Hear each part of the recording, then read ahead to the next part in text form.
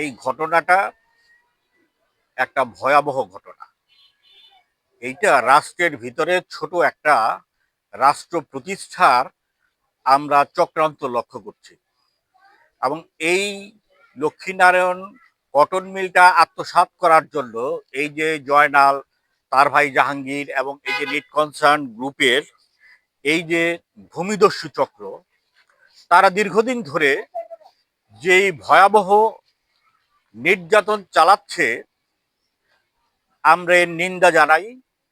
কিন্তু এই যে 2001 সালে এইটি পরিচালনার জন্য সরকার থেকে 510 জন শেয়ার হোল্ডার এই মিলের শ্রমিক কর্মচারীদের করে পরিচালনার দায়িত্ব দেওয়া হলো। এরপরে এদের কাছ থেকে এই শেয়ার গুলো এই জয়নাল, জাহাঙ্গীর, এই গং, এরা জোর জবরদস্তি, ভয় ভীতি দেখিয়ে অবৈধভাবে 53 জন ছাড়া বাদ বাকি যারা রয়েছে শেয়ার হোল্ডার, তাদের শেয়ারগুলো তারা আত্মসাৎ করে।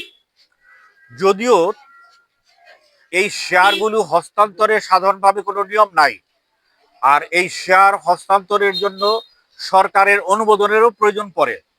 এগুলো কোনো কিছু তারা তোয়াক্কা না করে এইগুলো করেছে। এবং পরবর্তীতে এই যে আওয়ামী লীগের শাসনামলে ওসমান পরিবারের সহায়তায় সেই সময় নাসিম ওসমান ছিল, শামীম ওসমান ছিল, এবং তাদের যে খুনি পেটোয়া বাহিনী, এদের মাধ্যমে এইটা আত্মসাৎ করার তারা সেই চক্রান্ত করেছিল।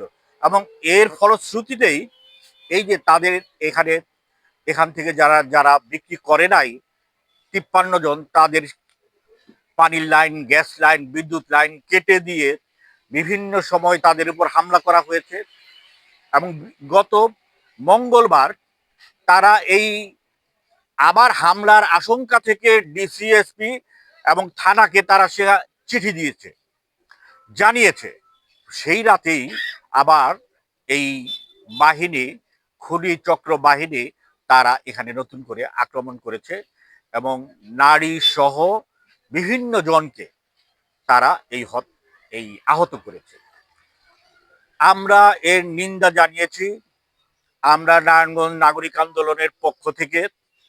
এবং আমরা বলতে চাই যে এই যে নিট কনসার্ন বাহিনী, তারা ইতিপূর্বে বহু অপকর্মের তারা হোতা, জনবিরোধী বহু কাজকর্ম তারা করেছে।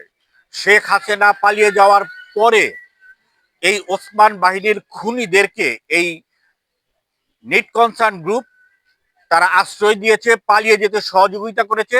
এরা স্বৈরাচারের ফেসিবাদের তারা দোসর।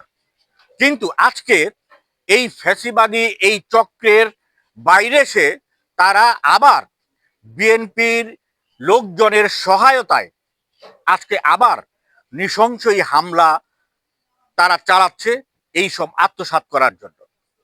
আমরা প্রশাসনকে দৃঢ়ভাবে বলতে চাই যে নিট কনসার্নের আপনার যদি মনে করেন যে টাকা দিয়েই সমস্ত কিছু আপনার ফায়সালা হয়ে যাবে, পুলিশ প্রশাসন যদি মনে করে যে নিট কনসার্নের টাকা আছে, তাদের যেহেতু টাকা আছে তারা তাদের পক্ষে থাকবে, টাকা দিয়েই যদি সবকিছু কিনে ফেলা যায় বা যেত, তাহলে হাসিনার পালিয়ে যেতে হতো না। আমরা প্রশাসনকে, সরকারকে মনে করিয়ে দিতে চাই এই যে দুর্নীতিগ্রস্ত অসৎ সরকারি কর্মচারী যারা রয়েছে, তারা যেই জায়গায় থাকুক তাদের বিরুদ্ধে ব্যবস্থা গ্রহণ করেন। এবং তা না করার কারণেই কিন্তু শেখ হাসিনাকে পালিয়ে যেতে হয়েছে। বিএনপি সরকার ক্ষমতায় এসেছে, জনগণের ম্যান্ডেট নিয়ে এসেছে, আমরা তাদের সমর্থন করি। আমরা চাই যে বিগত এই ফ্যাসিস্ট আমলে যেই নিপীড়ন, নির্যাতন, হামলা নির্যাতনের পক্ষে সরকার ছিল, এই সরকার তা করবে না। এবং এই সরকার এদের বিরুদ্ধে কঠোর ব্যবস্থা নেবে।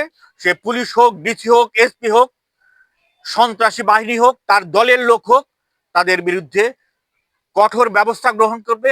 আমরা এইটা চাই এবং আজকে আমরা সেই দাবি জানাচ্ছি।